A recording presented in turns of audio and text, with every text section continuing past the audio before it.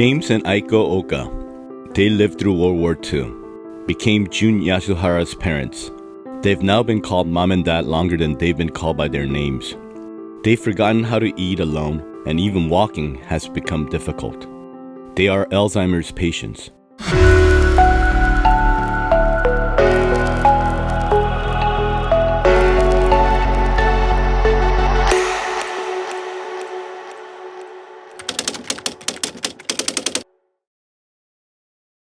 That was probably my worst nightmare. Ever since I was young, and I don't know how I knew about anything that can attack your mental capabilities as far as memory loss and that.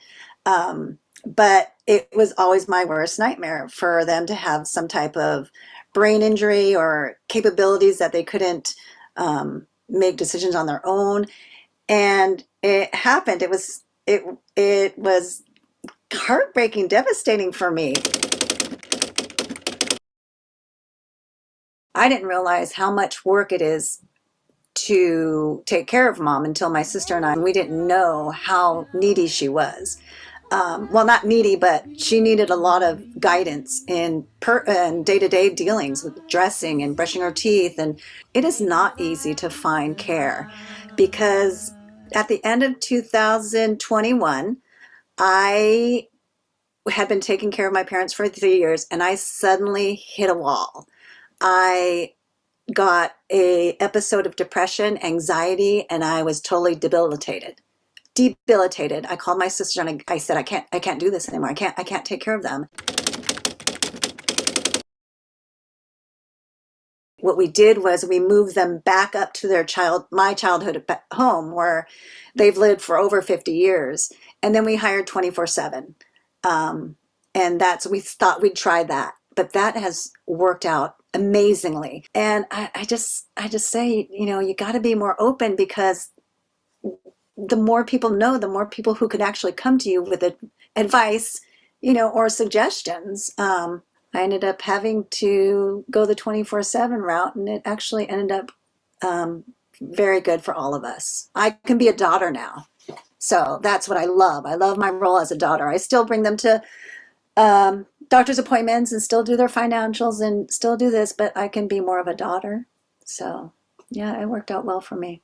Jun Yasuhara bought a doll for her mom's 80th birthday. Her mom, Aiko Oka, always holds that doll.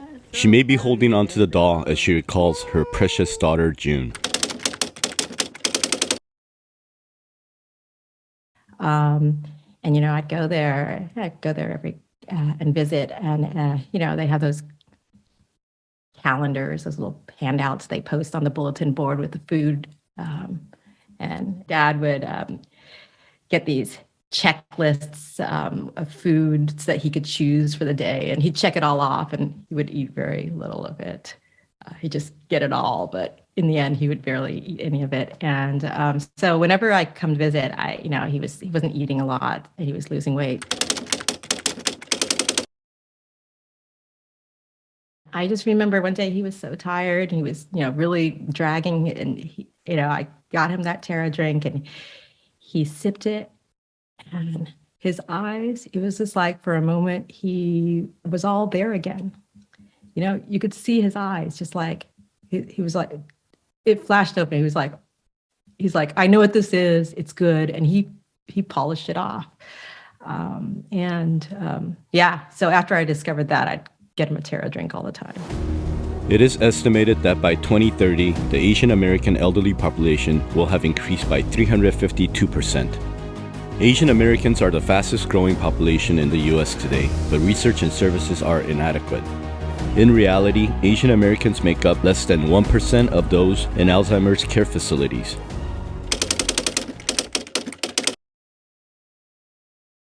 A lot of information is only available in English. If there's another language available, maybe there'll be some information in Spanish. For a lot of this, you need to communicate you can't do a straight translation even. Running something through Google Translate isn't going to work.